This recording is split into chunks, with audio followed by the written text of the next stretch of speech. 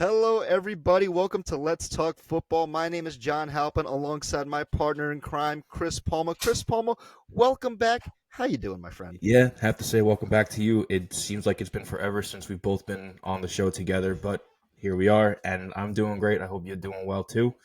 I did have a chance to sit and watch the week prior with you and our buddy John.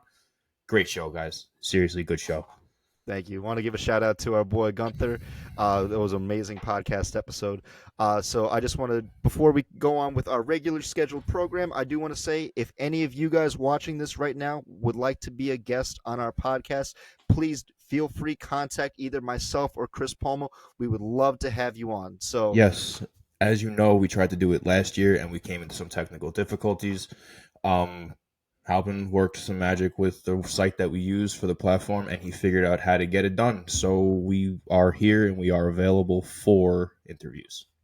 yeah, so please feel free to contact either myself or Chris, and we will get you on an episode of Let's Talk Football. But until that time, Chris Palmer, are you ready to talk some football? Yeah, man, it's been an exciting couple weeks, especially last week. Oh, yeah, last week. So let's dive right into our weekly recap of week 6, starting with the Denver Broncos and the Kansas City Chiefs. Kansas City getting it done over the Broncos 19-8. That is their 16th straight win against the Denver Broncos. We kind of saw this coming. We just knew this was coming. Yeah, and you can almost sense a fire sale coming out of Denver. It's coming sooner than later. Yeah. Don't worry. We do plan on talking Broncos at some point, but when the time is just right. But we have Right. plenty of other teams to talk about. So let's move on to Sunday's slate of games, starting with my Ravens in London, the last London game of 2023. With a win over the Tennessee Titans 24-16. Justin Tucker won us that game. He was 6 for 6. It was a solid win by the Ravens, and I was very happy with their performance. Yes, yes, solid win, much needed win overseas. Last London game is in London is in the books. Germany is on the sites. But it was I feel like there's still some concerns there for the Ravens. But when we do have the time to talk the Ravens, we will get into that. Absolutely. There's still plenty to be concerned about, but for now, great win.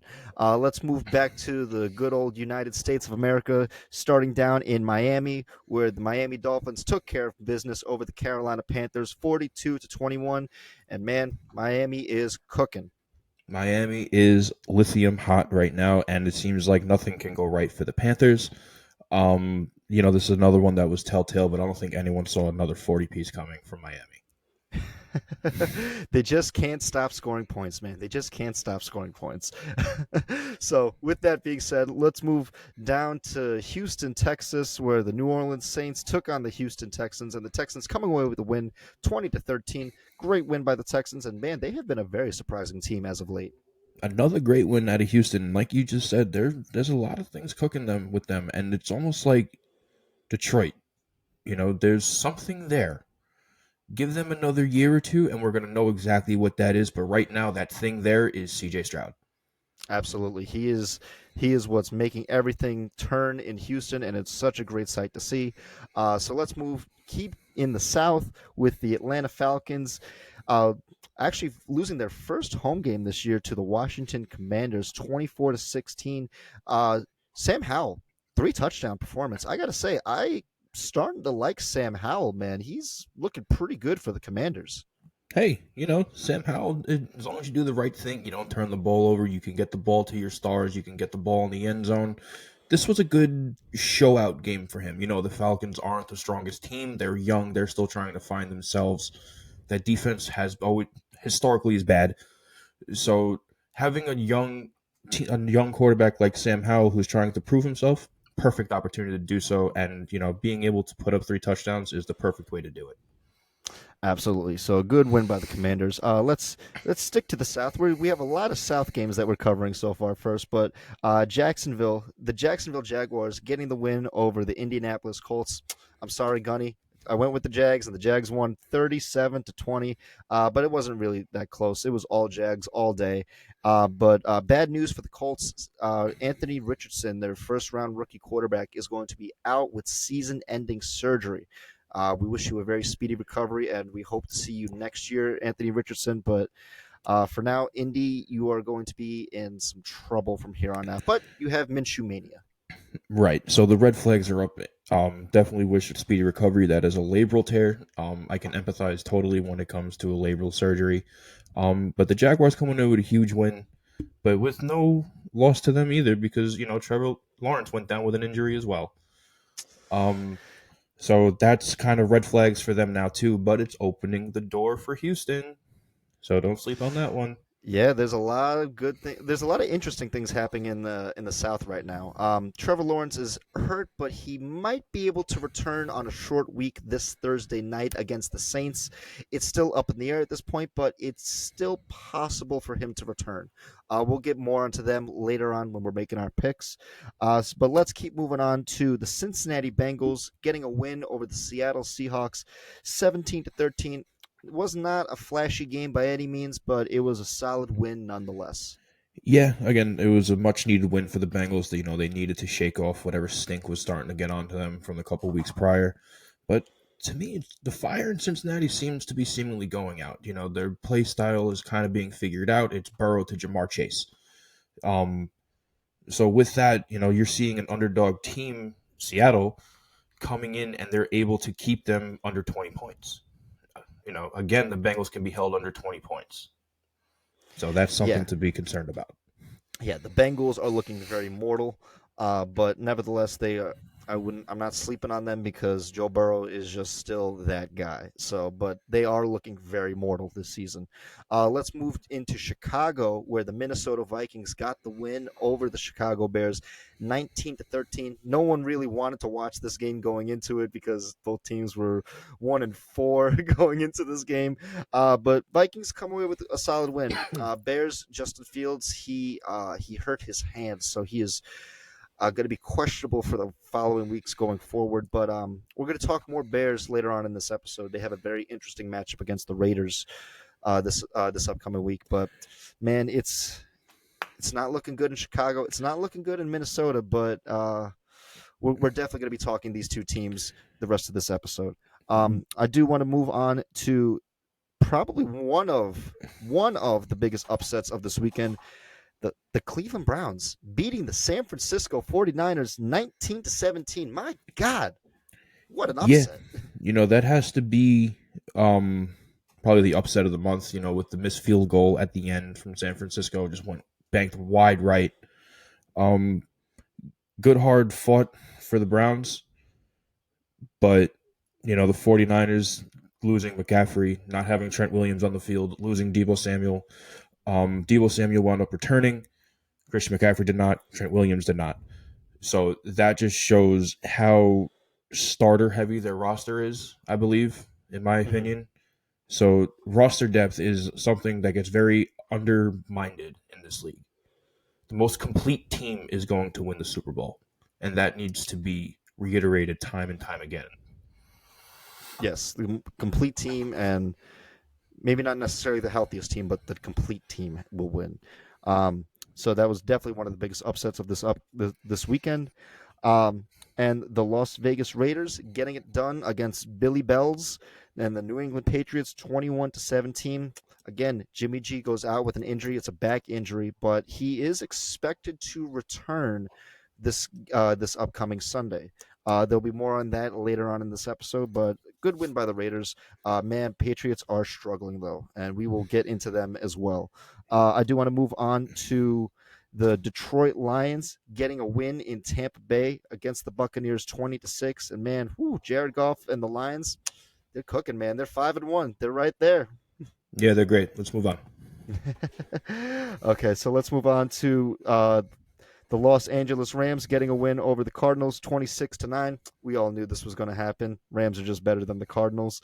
And then probably the second biggest upset of this week, the Jets getting the win over the Eagles 20-14. Woo! My God. Wow, what a great win for the Jets.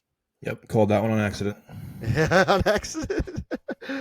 Okay, so we have the Sunday night primetime game, the Buffalo Bills getting a win over the New York Giants, but the Giants played well, holding the Bills to only 14 points. It was a great uh, effort on the Giants' part, but ultimately the Bills were able to come away in the end. There was a controversial non-call by the refs, but we're going to get those. That's just going to happen throughout the season. Yeah, that And the oh, no, that go on. Move on. Okay, so lastly, the Los Angeles Chargers beating the Dallas Cowboys 20-17 in a very slogfest, very methodical game.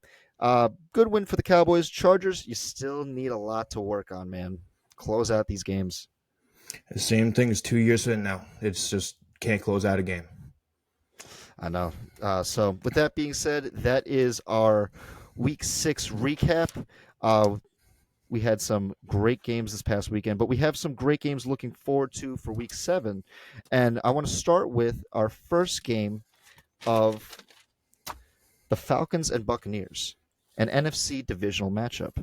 Uh, now, Chris Palma, I know you and I, we picked these games going into this week, right? We're like, Right. okay, wait, why the Falcons and Buccaneers? Because both teams are kind of like at different stages of a rebuild, right? They're not what they were like even 2 3 years ago, right? But the Falcons, they're trying with a lot of young players, whereas the Bucks, they still have a lot of players from their old regime and trying to transition into a new one. I got to say, Baker Mayfield is a good fit for the Buccaneers at this point in time, but he's merely a transitional quarterback.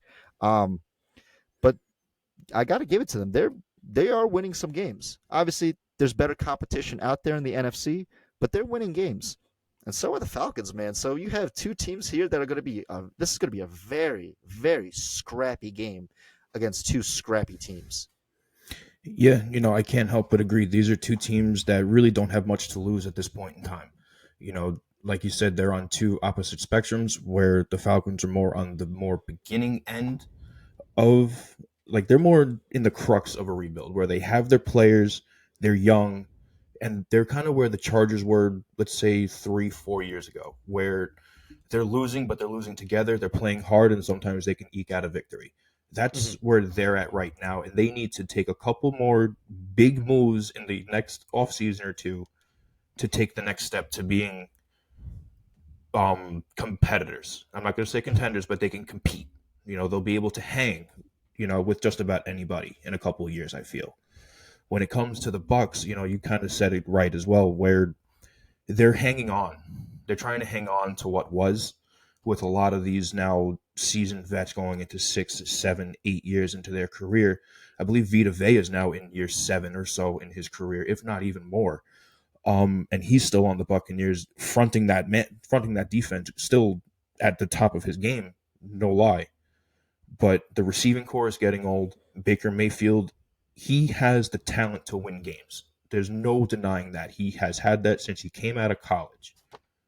His attitude is the issue. It's how quick the script can flip for him. It can go, I love my team, to get me off of here in a week. He's very inconsistent with his mentality and his dedication to the team, not the sport of football. Mm-hmm. But for right now, he's being a very good segue into the Bucks going into a full scale rebuild. I would say probably in another 2 to 3 years or so, they should be entering a full scale rebuild, going into new defensive line, new secondary, new receiving core, and maybe probably a new quarterback too. Mm-hmm. Um, I do very much enjoy this game. I don't think there's much. Again, there's not much to lose, but everything to gain for both teams when they play each other. That's a great way of putting it. I really do like that because the NFC South is a division where there's no clear cut favorite to win that division. Right. Obviously, the Panthers are in that division. They're not winning. We can clearly say that the Panthers are the worst team in the league right now. Clearly. But Clearly. between the Falcons, Bucks, and Saints, one of these teams is going to be in the playoffs. And If they're not going to. both, someone could sneak a wild card if something It could goes very wrong well in the sneak. NFC. At least one of these teams is going to be in the playoffs. Um, I gotta say, I like the Falcons a little bit more because I love that they're embracing their young talent. They're giving Desmond Ritter a chance to work because last year they had Marcus Mariota as their quarterback, and he was serviceable, much like Baker Mayfield, where it's like he was a transitional quarterback. He's good, and he's good enough to win you games, right? But he's not the guy. Desmond Ritter, I still have questions about it, but he's good enough for what they're asking him to do. And what they're asking him to do is to really feed their young players. Obviously, Bijan Robinson, Tyler Algier, and now Drake London is starting to get a lot more looks as the season's going on. He was a first round pick last year for the Falcons, and he didn't really see much of the field last year. He was in for games, but they really didn't target him too much. He was favored against the Commanders last week. But I will say though, Desmond Ritter again, he's up to this point he has 1,380 yards, 6 touchdowns, 6 interceptions, and a 64 completion percentage. So if that completion percentage goes up a little bit more, then okay, we're talking something here. Okay, but what gets me is that in the Commanders game, he threw for 2 touchdowns, right? But he threw for 3 picks. And that was the big difference in the game. It's much like you have talked about time and time again. Turnovers are killer. Like much like you said with Sam Howell, where it's like, hey, we're not so long as you can do your thing and not turn the ball over, you can win us this game. Desmond Ritter, he just threw too many picks. One is forgivable, two is enough, three is you're losing the game. And I gotta say, I do like a lot of the young players there in the. I will also want to give a shout out to the Falcons. Jesse Bates has been a great fit for them on defense. I Man, love him in Atlanta. he is doing some good things there. He has 39 tackles and 3 interceptions, and that's 3 interceptions. That's all the interceptions that the Falcons defense has up to this point, Right. and he has all of them. And so I got to say, he has been a great addition, a great pickup in free agency because for the longest time he was the best defensive back the Bengals had for years. But he found a nice home in Atlanta, and I got to give a shout out to him. Yes, 100%. I definitely like Jesse Bates in Atlanta. Agree with you. I feel he's found a home. But when it comes to Desmond Ritter, and yes, 3 interceptions is too many. That I feel he has the discipline to change that. You know, um, I hope his home is in Atlanta. I like seeing him in an Atlanta Falcons jersey. I like the energy that's coming from Atlanta. They're in that that purgatory stage where they could either be great contenders or they could fall on their face. Mm-hmm. You know, and time again we've seen Atlanta fall on their face, but that's mostly because they didn't have a quarterback disciplined enough to make the changes he needs to move on. Mm-hmm. The last time they had that was MVP Matt Ryan.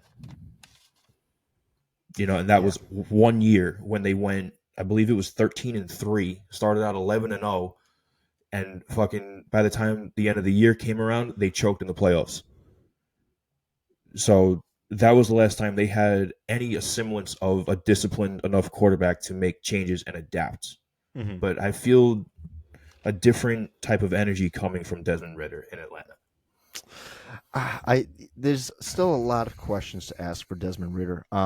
I do want to flip it a little bit to the Bucks real quick with Baker Mayfield. Mm-hmm. I gotta say, it's funny because the Bucks, especially last week, and if you look at their stats, their philosophy on offense has not changed since the departure of Tom Brady.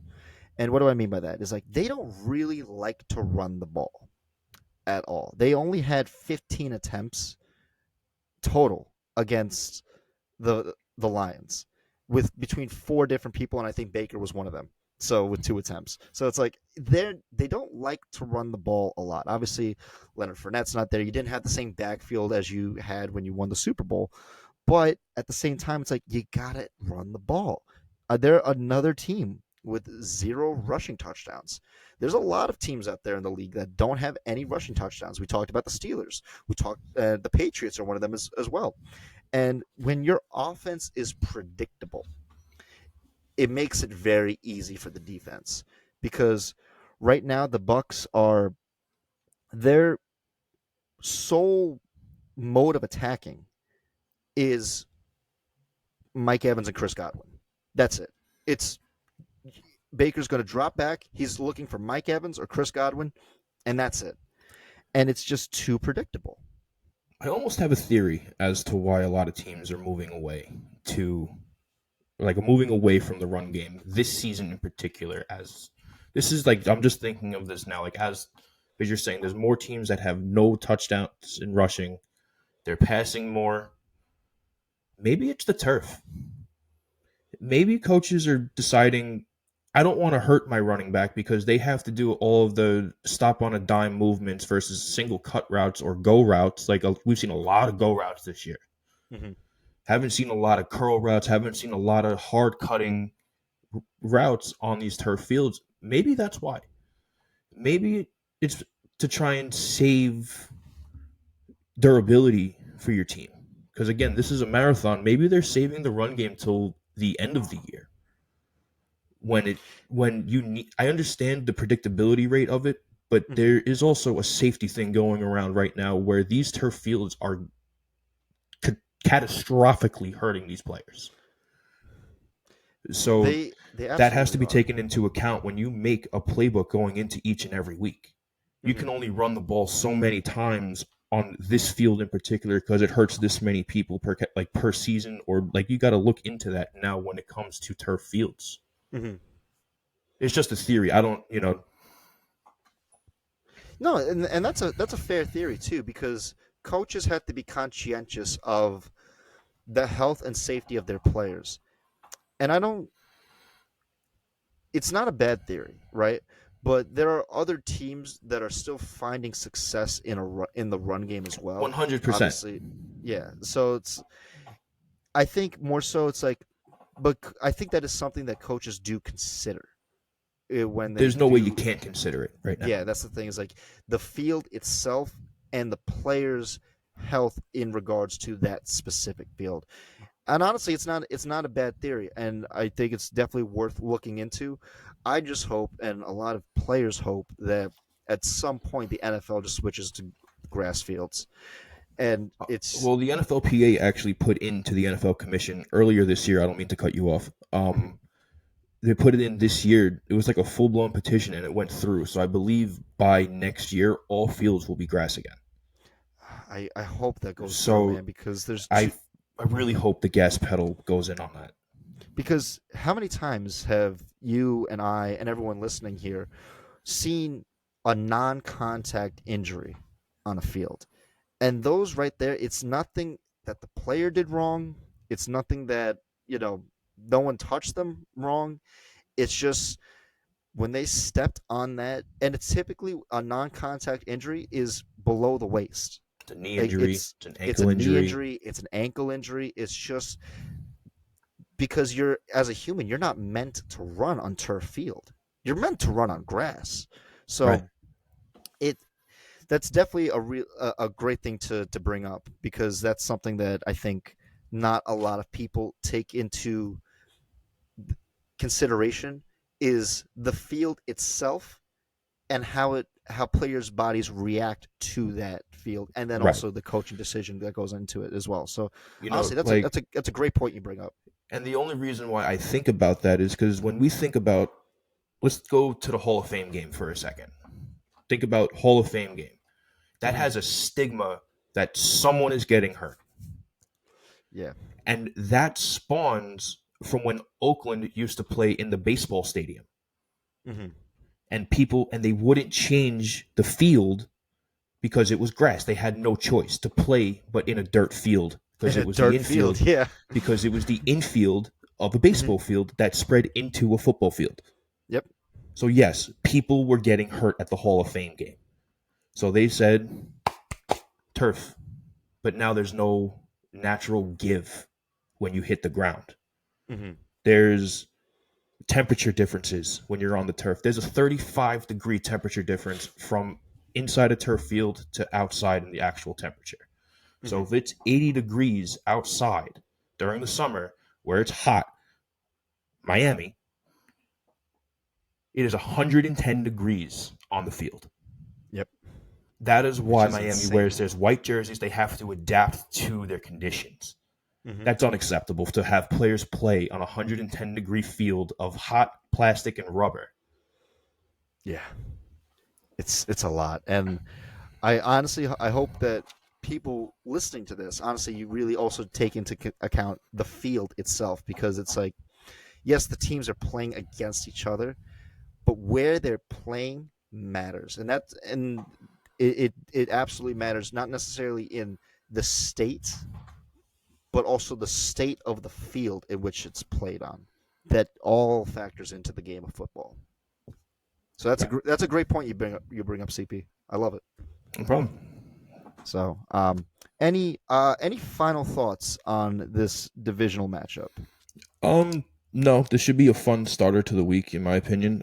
I think this game is going to be a lot more fun than people think. I almost feel like there could be some fireworks, but this is going to be a good one. Oh yeah, this is going to be a great one. I want to move on to our second game that we wanted to discuss, and that is the Raiders against the Bears. Now, initially, I know you picked this game, uh, but man, it's it's a lot different of a game that we thought it was going to be before the season started. Now, with the injury to Fields and to Jimmy G, start us off, Chris Palmer. Like, what do you expect out of this game? There's really, again, this is the Bears have very little to lose, and Hmm. they're one of those teams. We've spoken about it on and off. Like, when is it time for a franchise to start looking to next season? And we kind of gave an average like 6-7 weeks is when you start really.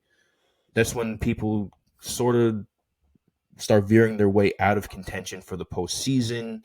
Hmm. You start seeing a lot of teams start veering off from the competitive nature of the game, and they start looking for ways to better themselves for next year, staying healthy, stacking up draft picks, trying to shoot for a lottery pick if they're bad enough, not playing well enough, like the Panthers are this year, like the Bears are this year.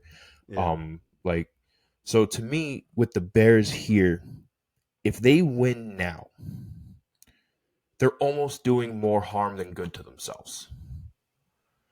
It'll feel good to get a win. I Hmm. agree. It will. You want to go out and you want to play your heart out. But if you win and you move to 2-5, and then let's say you win another couple of games, like let's say you win three more games, and now you're 4-5. You're still not really there. You can consider yourself just about, depending on who you beat, you're eliminated from contention by week 9. Hmm. So, how many people are you going to put at risk to getting hurt at this point between now and then? And you're still wind up being outed of the playoffs. Right now is when you should start, as a team that's 1-5, you should start thinking about next season to me. I understand this season's nowhere near over, but this is the time to start thinking of how do I stock my draft picks? How do I find myself in placement to get even better positions next year? Hmm. In terms of Vegas, they have a lot to lose. Jimmy G is the biggest thing to lose for them. I wanted to talk this game on the principle that it was going to be no Justin Fields and no Jimmy G. Hmm. How are the teams going to adapt? Now that you're saying Jimmy G is coming back, this is, like you said, a whole different ballgame. It's still up in the air, but it's more likely for him to come back this week because, Right. according to Josh McDaniels, they dodged a big bullet in in regards to any internal issues with Jimmy Garoppolo. So Okay. so it's like What was the he's confirmed injury? Was it a back injury? it was a back injury, yes. Okay. But he he's injured, but it's still possible for him to play. But he's probably going to be it's probably going to be decided on Saturday if he's going to play or not. Game time decision makes sense. Probably. Okay. Yeah. What are your thoughts on this game? Man, I you know what, like I want to start with your first thoughts on the Bears and stuff. Now, players don't consider they don't think about draft picks. They think about Right. where they were drafted, but they don't think about what the team is going to be drafting in the No, I future. was Like thinking as a franchise as a whole. as a franchise, yes. So as an organization, you you're kind of keeping your fingers crossed that it's like, okay, if we're look, we're not really that good this year. We might be better next year, but you might not be at the same time. But at the same time, general managers really talk about draft picks and all those off-season things that go on, like the draft, the free agency, training camps, and all that stuff. But the game is decided, and you and I we've talked about this plenty of times. The game is decided by the players on the field, and so the players and the coaches on the field, they have a lot to play for. They have a lot of film to bring out to other teams. Maybe other teams are like, oh, look, he's a great player on a bad team. Let's get him onto our team. So organizationally, they're probably keeping their fingers crossed for them to lose, which is Unfortunate. counter counterintuitive because at the same time it's like if you're an executive in these franchises, you want to win because then it makes you look good. But at the same time, it's like the players will decide this game, and the players on the field will decide this game. So I do want people to get at least familiar with, in case Justin Fields is not playing. The Bears' backup is Tyson Bagent. Badgent. Bagent. Sorry, I'm probably butchering that, but Tyson Bagent is the Bagent. yes. Hey. He did finish the game for them against Minnesota, but obviously he didn't really put any lackluster stats there. Um, so this game is being played in Chicago. The weather's starting to turn a little bit. It's getting cold, and Chris Palmer, you know as well as anyone else that I know, like if you have an injury and you're out in cold weather, it It hurts makes it 10 all the times more. worse. Yeah. Makes it all the worse. Yeah. So Justin Fields is very doubtful going into this game. So we're probably going to see Tyson Bagent playing. Um, now, like I said before, Jimmy G is probably going to be in this game. But, again, that decision will probably be made by Josh McDaniels and Jimmy G collectively on Saturday before the game Sunday.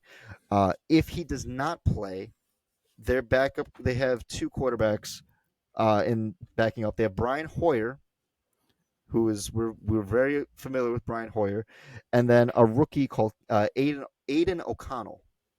Mm. So, but Brian Hoyer is, even if Jimmy G is out, I'm confident Brian Hoyer can get the job done for Josh McDaniels. Now, for those of you who don't know, yes, backup quarterbacks, they are all over the league. Obviously, the most famous backup quarterback that you probably know is The Ryan journeyman. Fitzpatrick. The journeyman.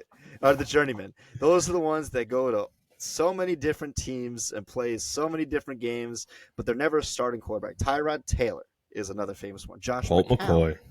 Colt McCoy is another good one. So a lot of but there's no shame in being a backup quarterback because teams need that. Right. Like if you need a plug and play guy to play you a game or two, do it. Right. Absolutely. Are they meant to be the starting guy week in and week out? No, that's why they're backups. But Brian Hoyer, this is his. He's been in the league since 2009, Oh, and this is God. his His eighth 13th team. year. Yeah, this is his 13th, 14th year. So Jesus Christ. his 14th year, and his eighth team that he's been a part of. But he's went to New England probably about 4 times.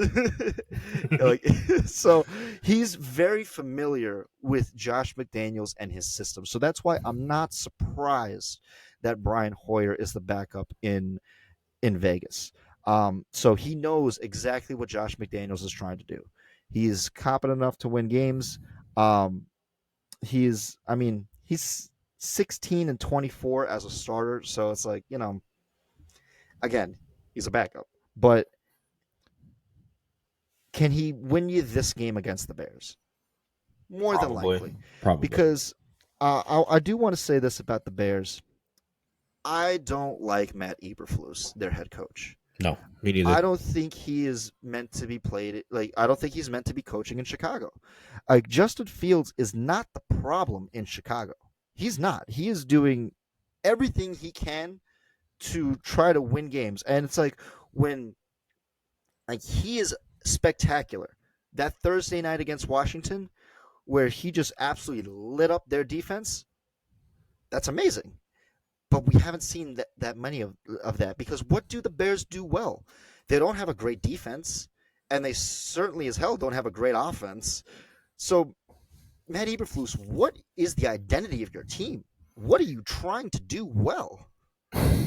You see, that's the thing is, we were talking about this off air when we were talking. Well, I was talking about it to a friend when we were off at Buffalo Wild Wings this past Sunday. That it's about finding an identity, and in order for that to happen, it starts at the top as a franchise.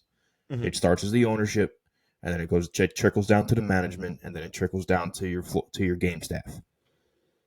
And if your game staff doesn't have the right mindset as to what you want it to be, if every time you go in and you're just like, go ahead, play, do what you can, you know, as of right now, the only breath of life is Justin Fields Mm-hmm. in Chicago, and they're Yeah. going to ruin him.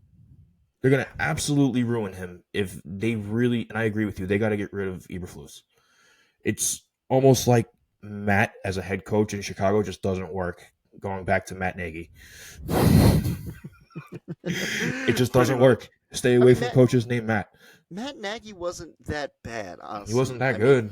he wasn't that good, but he got the Bears to like above average with Mitchell Trubisky, and we knew that Matt Nagy they also had a great defense too. The, Well, yeah, they until had an identity. right, but that was also when they had Khalil Mack before they got rid of him. They had Exactly. what was the Roquan Smith, Roquan Smith? They had the one of the I think it was a Bennett brother. One was a Patriot, and then one was him, Martellus. Martellus Bennett. Mm-hmm. That dude was a dog. Oh, absolutely. Um, but yeah, so now they completely lost every ounce of whatever they want to be, and they need to refine it, and that starts with the exile of Matt Eberflus. Yeah, so I wouldn't be surprised if the Bears are looking for a new head coach next year. Uh, Bears, Chicago fans, let me give you a suggestion. One that, you probably won't regret if you hire them. His name is Eric Bieniemy. He is the Ooh. offensive coordinator for the Chiefs. Look into Or him. He would make a very good head coach. or someone who's looking to get back into the coaching game, Byron Leftwich. Very, very tough coach. He Honestly, actually you reached can't go out. wrong with either. He reached out to Pittsburgh to be the new offensive coordinator. So he's Steelers should trying to take get him up back on into the that. game. Oh, I hope. Oh, I hope. But we're not going to get into that. We're not going to get into that can of worms now. We're going to walk down that road tonight. But Bears fans, it's sad that you're looking to next year. But honestly, I don't blame you. My That heart goes seems out to to you, be the only thing Chicago. to do. I know. My heart goes out to you, Chicago, because when Chicago football is going good, it's great to watch. Right. But when it's going bad, it's bad for the league. It's so bad for the league. So, with that being said, let's move on to our third game that we wanted to discuss, and that is the Bills and the Patriots. Chris Palmer, you want to start us off on this one? Yeah, this was another one that I really wanted to talk about. I really wanted to look at the Patriots more so. It was just exactly what was going wrong right now in New England. Mm-hmm. And it's easy to point the finger at Bill. You say, oh, he isn't the coach without Tom Brady. It's easy to do that. Very easy to do that. But then you have to remember no coach is the same without their Hall of Fame quarterback. No. Except Andy Reid, because Andy Reid's a different fucking level. But that's fine. He just somehow finds a way to make anyone look elite. But normally, when you have a head coach that has a legacy with a Hall of Fame quarterback, they are not the same without it. Mm-hmm. Let's run down the list. Look at Jim Harbaugh. He had Joe Flacco. Now you have Lamar Jackson. John Harbaugh. John Harbaugh. I always mix up their names. That's fine. It's J names. You look at Pete Carroll. He had Mhm. Russell Wilson. You look at Sean Payton. He had Drew Brees. Without him, there's not much left of them as the legacy that we see. Mac Jones is also another easy finger to point. Oh, he can't throw, he can't play, he can't do this, he can't do that. Throws a very nice football. He is very tough. He is very disciplined when it comes to the way he plays.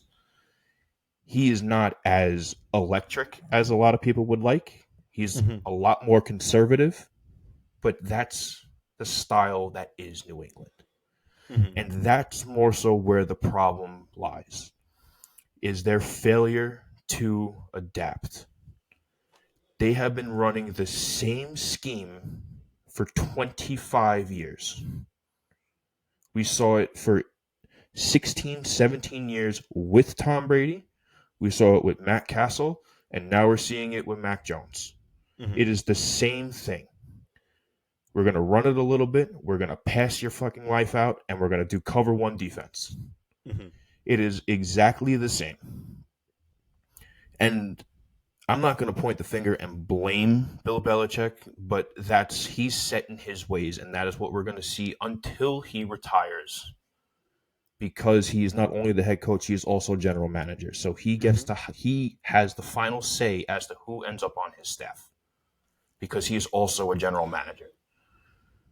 So that may be where the focal point of the issue lies, is his double title. No one can come in and tell him otherwise. Mm-hmm. So no one can come to him and say, maybe this will work. Because he's manager, he goes, no, I don't want that. We're going to do this. And Mac Jones can play. I like the way Mac Jones plays. People forget he started over both Tua and Jalen Hurts in Alabama. Mm-hmm. Dude can play. It's a very conservative system. He would do better on another team. Mac Jones?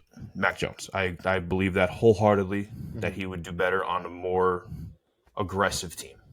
Mm-hmm. But Nick Saban and Bill Belichick are best friends.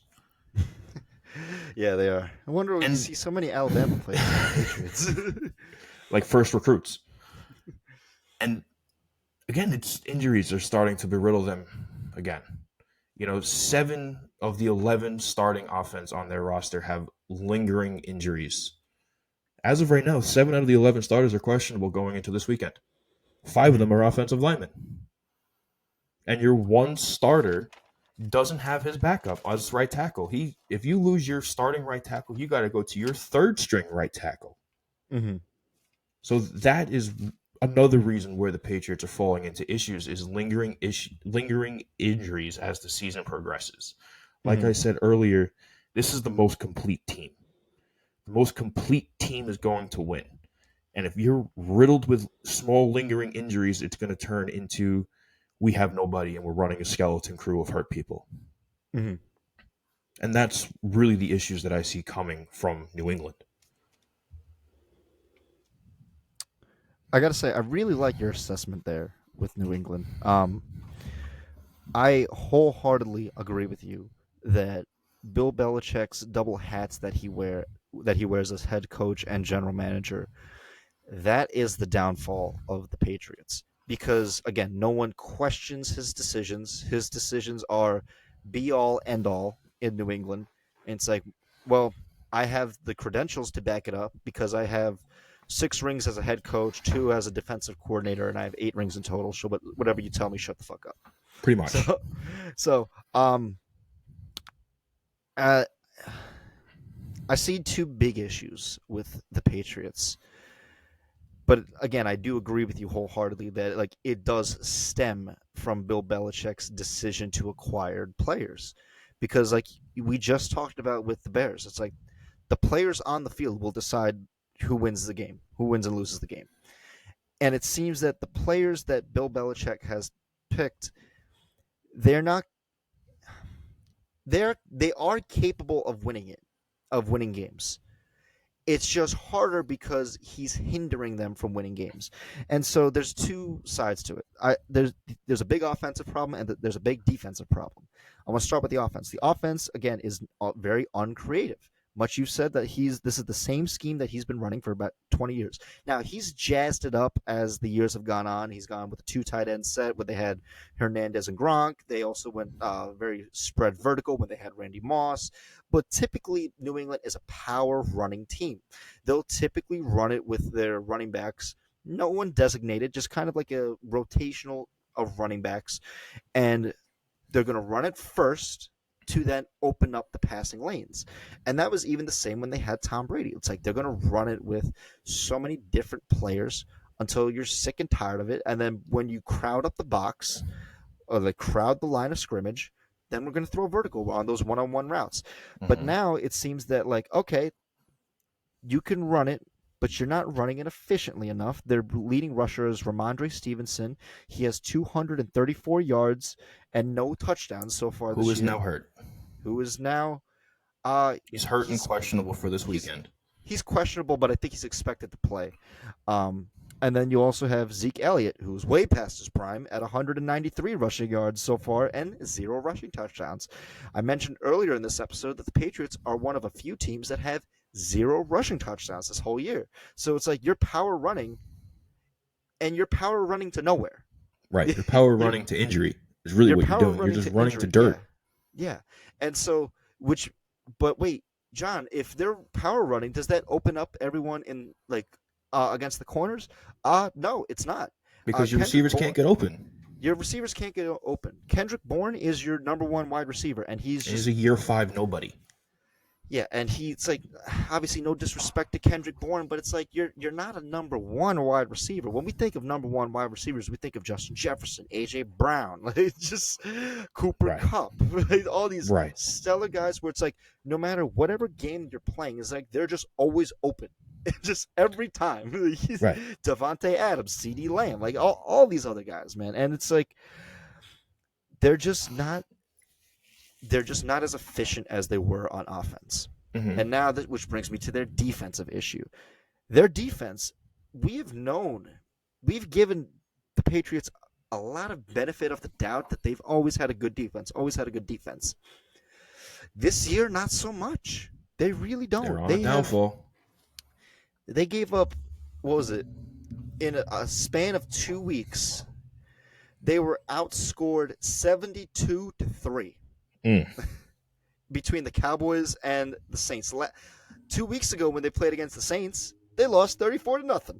it Right. was it was a smack. It was a blowout, an And that's something absolute that Bill blowout. Belichick has never seen before. Yeah, your defense cannot stop other teams from scoring, whether it's by running, whether it's by passing. You just can't stop them. Their best defensive player is their safety Kyle Duggar with 41 tackles. Now, shout out to Kyle Duggar. That's pretty good for a safety, but you should not be leading your team in tackles as a safety. Your Absolutely not. That one of your D tackles should be leading the league your, in your tackles. linebacker should be leading that. And Right. they have the Patriots defense has 12 sacks and 2 interceptions so far this year. 4 of their sacks comes from Matt Judon. Now, granted, there is something to be said when like a lot of your sacks comes from A one linebacker. specific player or just one specific player. It's like, wow, you're really dependent on the pass rush just on this one player. Um, that's a big that's a big thing to be concerned It's a about. big if, right? Yeah, because without that player, it's like, what's What your pass happens? rush? Right. Yeah, What so, next? but that's the thing is like, the Patriots, in very simple terms, the Patriots can't score and they can't stop other people from scoring. Now, I do want to say, they do play the Bills this week. The Bills looked very mortal against the Giants. They Very look very mortal. mortal this year. They look Period. very mortal this year. And Josh Allen's record against the Patriots is Is five and not four. good. It's Right. 5-4. Like Bill Belichick knows how to scheme against the Bills because the Bills are, to their credit, they're trying to be a more diverse team. But Josh Allen's stats prove otherwise. He's 1,576 yards, 13 touchdowns, 6 interceptions, 71 completion percentage. Very impressive for that. Only sacked 9 times, so they're protecting him very well and slinging the ball. But man, Josh Allen is the modern day Brett Favre, where it's where he's he's the biggest gunslinger. Like he loves the deep balls. He loves slinging it to his number one wide receivers. And when it's good, it's great. It's phenomenal. But when he's off, it's ugly. It's Hmm. very ugly. And he was off that whole game against the Giants. And not that like he I think what turned it over once or so that game, but even still, it's like I don't that. remember. It's not too bad, but even still, it's like that. Your team can't get going. They're so reliant on you to score the ball that you guys were very lucky. You guys won that game because if you speak to any fan in the NFL, you should have lost that game on the goal line. Right. I spoke with us about this with a friend off air. I do Mm-hmm. not trust the Bills right now. I can't. You can't trust them right now. They are too black and white. And now let me explain. They are either great or they're terrible, Mm-hmm. and that spawns from the inconsistency of Josh Allen. Either he is great or he plays so reckless they almost lose or they do lose. And there's no in between. There's no game managing from him. So you referencing him to Brett Favre is pretty spot on. Mm-hmm. But the difference is Brett Favre never hurt his throwing elbow. I heard No. it, I said it last year when it happened. Josh Allen, when he Mm-hmm. hurt his elbow and he played for 6 weeks afterwards, that come this season, that long ball was going to be non existent. It's existent, but it's nowhere near as easy to get to. Yep, and you called it It's too. it's nowhere near as easy for him to throw that long ball. You could see it in his form. It is forced. He Mm-hmm. cannot do it like he did last year, and that is what's making them mortal. Him Yep. playing with that injury was the kiss of death, and I've said it for 6 weeks straight last year. That he should stop playing, wait for the postseason, stop playing, wait for the postseason. He did not. This is what's happening. He took time off of his career doing that, and that is reckless. That is the one word that I would put for Josh Allen is reckless. And I not 100% agree with you on that. as a passing quarterback, he's very disciplined. Like you said, Mm-hmm. 71% completion rating, minimal interceptions, high productivity and touchdowns. He's reckless as a runner. And that's where his next injury is going to come. It's going to come from him trying to be an Olympic hurdler again as a 6'5", 240-pound quarterback, and he's going to land wrong, or Mm-hmm. something's going to happen.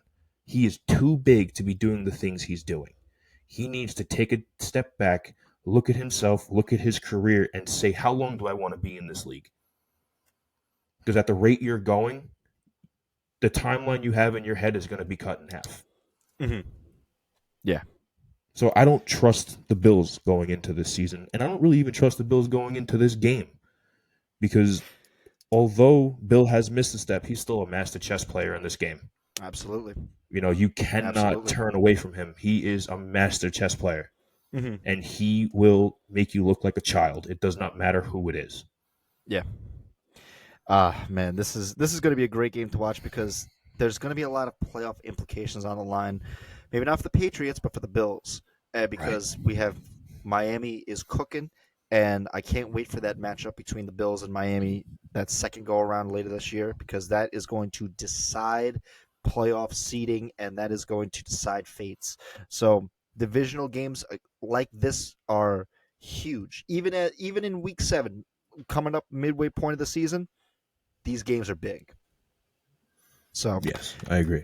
with that being said, an excellent game to watch this week. Excellent analysis, Chris Palmer. I got to say, like we had a lot to discuss on the Patriots there. I got to give you a Yeah, shout that out was there. a That lot. That was a big dive, but I that took was a big dive the past couple of days to kind of see what was really going on with New England because it's not like New England to be like this. no, So, it's not. so there's a lot there. There was a lot to discuss, but I got to say, I really liked your analysis there. That was very spot on.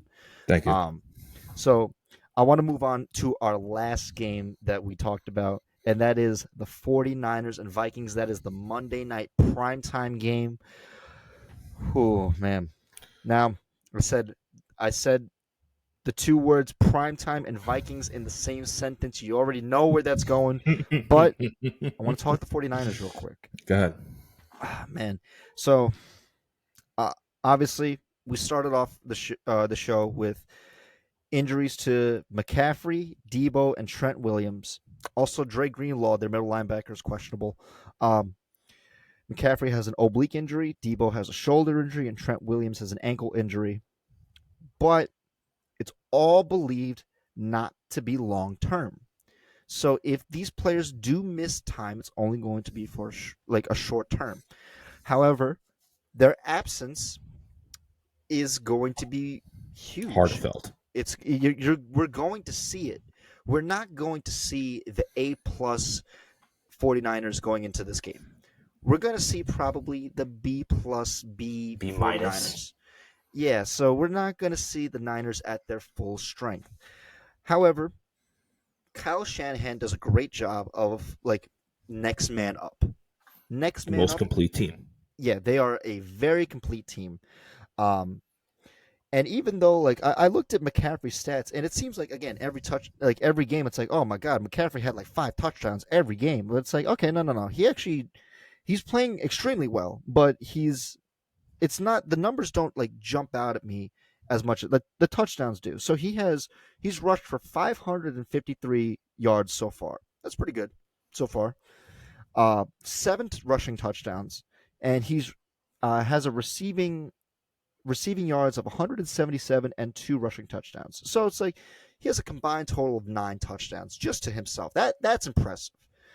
But they also utilize Brandon Ayuk very well, very efficiently. George Kittle back in the fold Mm-hmm. very efficiently. And Debo, when they don't choose to use him a lot. Like there's some games where it's like he'll get one target, that's it. That is it. And but like you said before, in regards to our first segment, well, we didn't see a lot of Debo last game. Maybe the coach knew something was going on with Debo's shoulder and decided to not really put him in and not play him, and because if he were to fall on that turf field, You never know. that might re-aggravate it. So maybe that's why we didn't see much of Debo. Um, but we're going to see more Jordan Mason, their rookie running back, and Elijah Mitchell, who's coming off injury as well. So I'm expecting, even if McCaffrey does come back for this Monday night game, I would expect to see a rotation of Mason and Mitchell in the fold as well. You got triple M. You got McCaffrey, Mason, and Mitchell. So, um, and I got to say, Brock Purdy. And I just want to ask this question to the audience real quick because I asked this to you and to a couple of our friends. This season, is Brock Purdy a top 10 quarterback? Hmm. Now, I'll give you the stats, including last game against Cleveland. He's thrown this season 1,396 yards. It's very impressive. 10 touchdowns, 1 interception, and he was only been sacked 11 times. It's pretty good numbers. Mm-hmm. Um, if you do consider him a top 10 quarterback with those stats, Kirk Cousins has been playing better. He has 1,600 yards, 1,679 yards, 14 touchdowns to only 4 interceptions. He's been playing like he is not the problem in Minnesota, and Kirk Cousins gets a lot of shit on. Obviously, yeah. Is he probably going to lose this game on prime time? Yeah, I don't know what I can't He's explain. like allergic to prime time. It's He just is, but he's been playing very well this season, and like he is not the problem in Minnesota. Their Mhm. defense is horrible this year, Right. and Yeah, I agree I with just you. Go ahead. one last thing. One last thing. You know how I said last segment that it's very bad when teams are dependent on one player on their defense. Justin Um, Jefferson. well, Justin Jefferson, yes, but I want to talk about on their Oh, defense, defense. on their pass rush. So the Vikings defense has where is it? I had it here. Where was it? I think they had 12 sacks so far this year, right? As a collective, as a team. Mm-hmm. There's one player that has 8 of them. His name is Daniil Hunter. Daniel Hunter. He's playing out of his gourd this year. And shooting for Defensive Player of the Year. I mean, at this rate, yeah. But man, he's the only. The Oh, only sorry, one no, sorry. producing. 18 sacks, and he has 8 of them. So, okay, So so 10 around the rest. yeah. All But right. man, Well, if 80% of the sacks, you're probably the focal point on your defense. hell yeah. So, You know. but please, Chris Paul, like, tell me, what do you see going into this game, especially with all the injuries and all the prime time and just everything? Well, first off, I want to. At this point in time, you could probably consider both Kirk Cousins and Brock Purdy as in the MVP race, but it's kind of too early to really tell who's gonna branch off and start taking strides for that MVP. Mm-hmm. Week 6 is when you start seeing the pool start to happen. Yeah.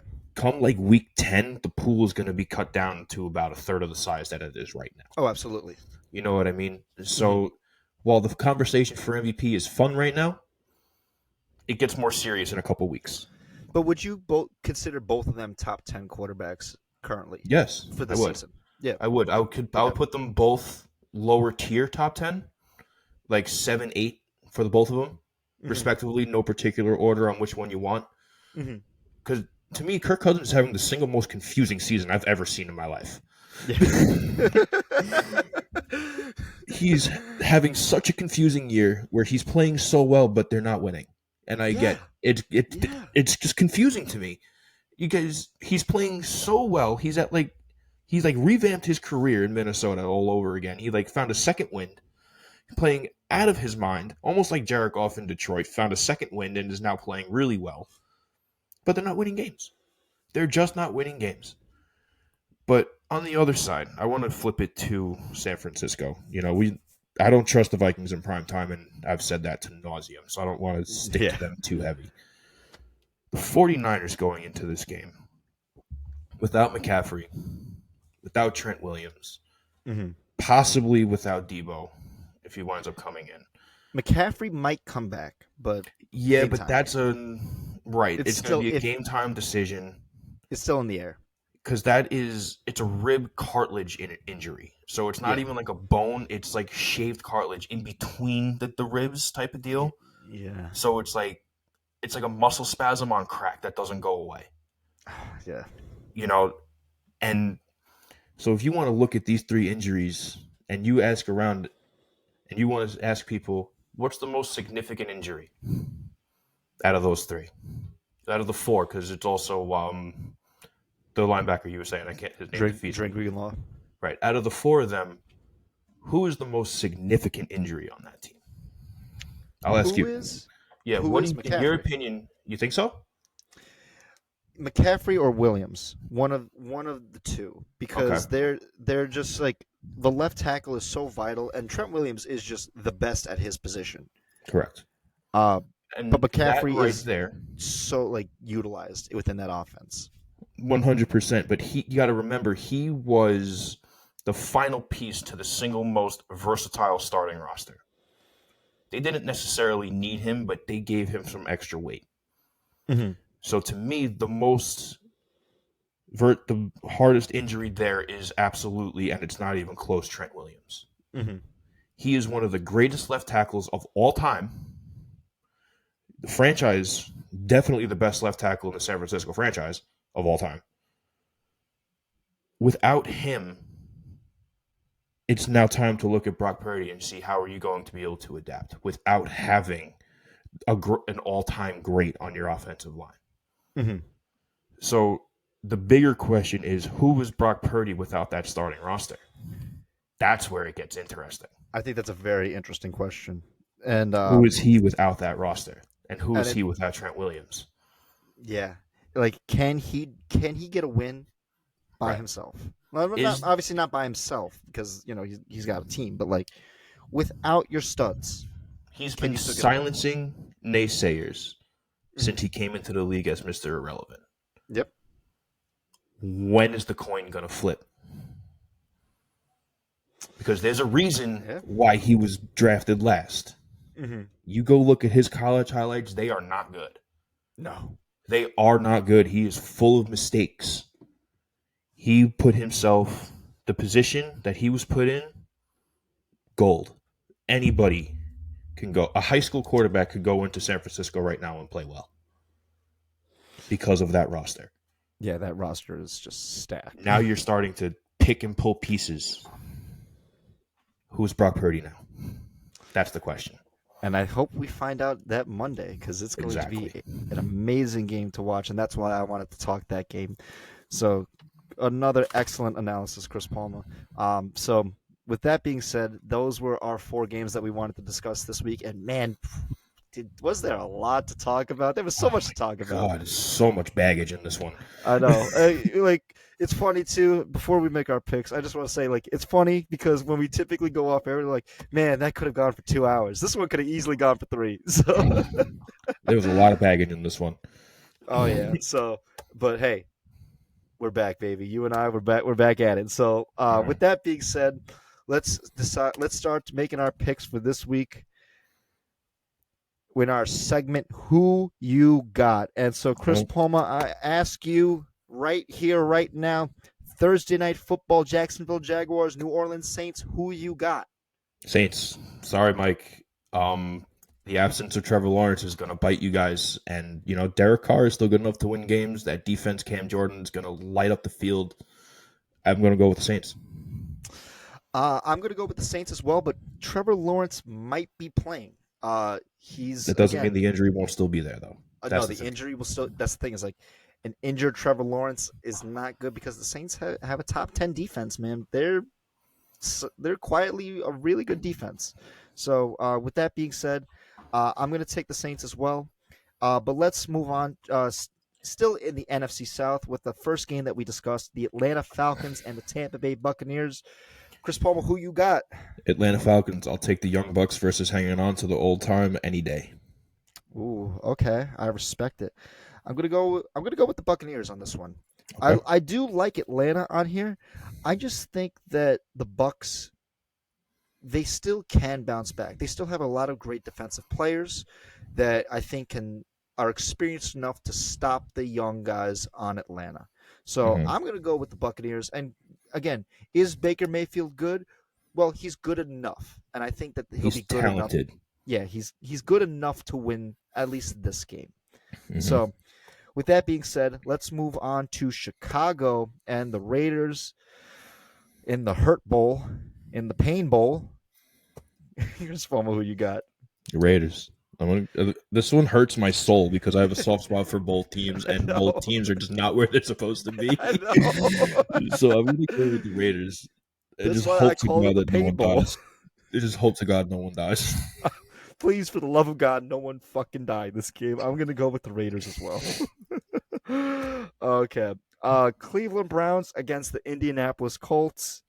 Yes. Um, and we're gonna have Gardner Minshew against Thompson, the quarterback. I think Watson's still out. I think he's still Mhm. injured. So, um, Chris Palmer, who you got on this one?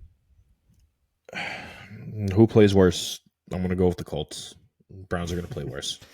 I'm gonna go. I'm gonna go with the Colts as well. But I do have to say, much like Gunther and I we talked about last week, they do have a great X factor in this game, and his name is Zach Moss. He's a rookie, and he's just lighting it up for He's the a Colts. stud. He's an absolute stud. Feed that man the ball. Feed him the ball, God damn it. So I'm gonna go with the Colts as well. The Washington Commanders against the New York Giants. Chris Palmer, I'm taking the Giants on this one. I know. I see Yeah. your face. Yeah, I'm going with the Giants on this All one. I'm right. going with the G-men. All right. I'm going to go with the Commanders and hope that, Dustin Hoyer can do it again. That defense is another good showing where you just don't turn the ball over. You could get a couple of really good touchdowns. Hmm. I do like Sam Howell, but the Giants, you know what? It made me last week, even though they lost against the Bills, it made me very optimistic for them in that defense, especially that defense. Hmm. And plus, I like Tyrod Taylor. So, I like Tyrod Taylor. so with that being said, I'm taking the G-men. You're taking the Commanders. Let's move on to one of the games of the week. The Detroit Lions coming to Baltimore to play my Ravens. That's gonna be a great game to watch, man. That's gonna be so good. Detroit. I'm out. You I guys have was. had a lot of trouble putting the ball in the end zone. Mhm. They do not have trouble putting the ball in the end zone. They do not know. Uh, This could very easily turn into a shootout, but if you go with Justin Tucker to kick 6 field goals, I know. you aren't going to walk away from this one. No, I know. Believe me, I know. We have to cash in. I was telling our friends before. It's like I was very happy the way we drove down the field. We were able to drive down the field with the various means of running and passing, and Lamar looked good. It's just we couldn't cash in. Mhm. Ravens, you just have to cash in, and you have to, because the Lions they put up points. They just put up points. So I'm gonna take my Ravens. Of course, I'm biased. They're my Ravens, but I think this game is going to be one of the best games of this week. I agree. It's it's going to be. I think it's going to be a close game, a one possession game. But man, I'm excited for this one. Me too. So let's move on to the third game that we talked about in this episode: the Buffalo Bills against the New England Patriots. Chris Palmer, who you got? I'm going to go with the Patriots for the upset of the week right now, man. Ooh, This I is going to be respect it. the upset of the week. Again, you can't count Bill Belichick out. He's a master chess player. Hmm. And he's taken everything we said about the faults of the Bills into account. Hmm. And he is preparing his team the best he can. He's going to come out with his gimmick, the whole thing. And I don't see the Bills walking away from this one. I think they're going to drop to 4-3. Really? Okay. Yes. Hey, I respect it, man. I'm gonna go with the Bills. Um, just because I know that the Bills can score points. If the Patriots are just struggling right now, they're just struggling too much Right. to. It's difficult for them to even get field goals. So with that being said, I'm gonna take the Bills to beat the Patriots. Um, I do want to move on to the West Coast teams. Let's move on to Arizona and the Seattle Seahawks.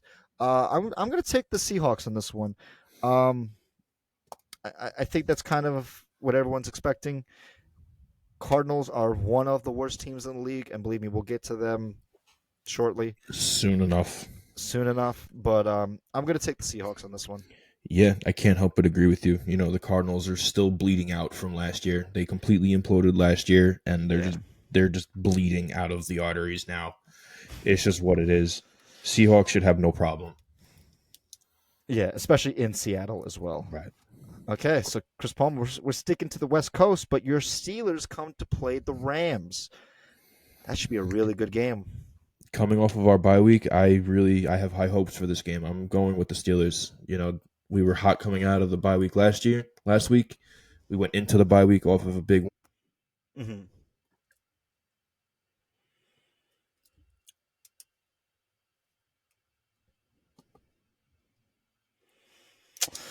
Uh, I respect it, man. I don't blame you. I think Steelers are going to look good this game, but I'm going to take the Rams in this game. Um, okay, so with that being said, Chris Palmer, we have the Chargers and the Chiefs. Oh, I think I lost Chris Palmer for a second there, but I think we're good. You're back. Okay, oh wait a minute. Did I lose you for a second there? But okay, we got you back. So let's just wrap these picks up real quick. So you taking the Steelers? I'm gonna take the Rams on this one. Rams can score points. Steelers struggle to score points, much like my reasoning for the Bills over the Patriots. Um, let's go with the Chargers and the Chiefs. This should be a really electrifying game. Who you got? I'm going to go with the Chiefs, man. The Chargers have not figured out how to finish a game, and until they do, it's really as electric as we want it to be. It's becoming very dull in Los Angeles for the Chargers. Yeah. For some reason, the Chiefs just have the Chargers number, no matter what, and they're like, I think they've swept them the last 2 years, if I'm not mistaken. So the Chargers just can't seem to get a win over the Chiefs. And yes, even if they do have a lead over the Chiefs are just built on comebacks. Right. So They're building back from down 30. So yeah. So I'm gonna take the Chiefs as well on that one. Okay, so Game of the week: the Packers and Broncos. Game of the week. No, this is not the game of the week. But who you got on this one?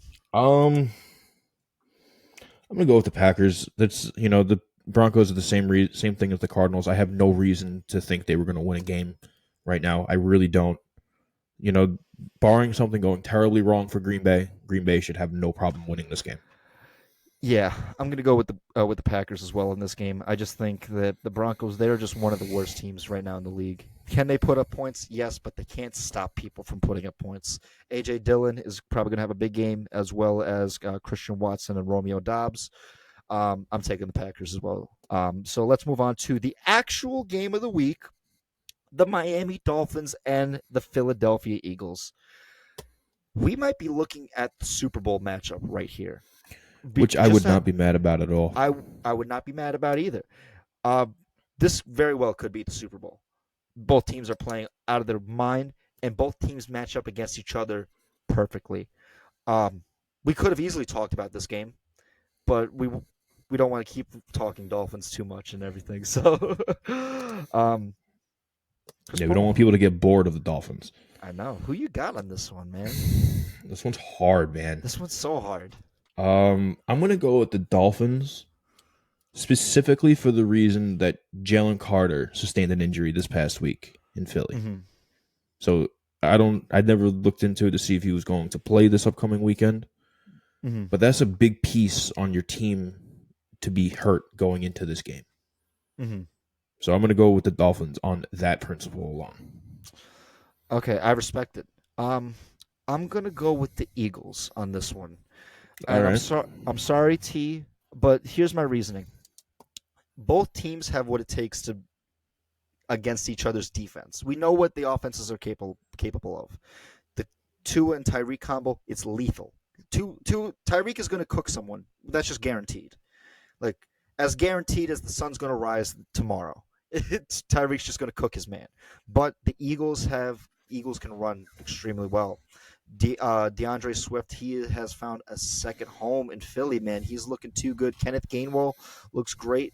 And if you run the ball efficiently enough, you dominate time of possession that keeps the other offense off the field. Mm-hmm. So with that, I'm going to take the Eagles to beat Miami. But, man, this is going to be a fantastic game to watch. It's going to be one of the best games of the year. And I'm Easily. going to stand by that. Absolutely. So the last game we're going to make our picks for is the San Francisco 49ers against the Minnesota Vikings. Chris Palmer, who you got? This is another tough one, man. Again, it's hard to trust Kirk Cousins in prime time, but then you look at the injury plate in San Francisco, it's got a lot on it. It's a lot. Um, I'm going to go with 49ers. I feel like they're a better coached team, so they're a much more disciplined team in prime time. Mm-hmm. So I'm going to go with the 49ers. I, too, am going to go with the 49ers. Exactly why you're picking them as well. More disciplined team. Mm-hmm. So, with that being said, that is our picks of the week. We hope you enjoyed this episode. There was a lot to talk about, a lot for us to reconvene on, and I'm sure again this easily could have been a 3-hour episode. But with that being said, thank you all for tuning in. If you like this video, please give us a like, comment, subscribe, all that jazz. And be sure to tune in next week on the next episode of Let's Talk Football. Until then, I'm John Halpin. I'm Chris Palmer. Hope you guys enjoyed it. Here we go. We'll be here next week. Hell yeah.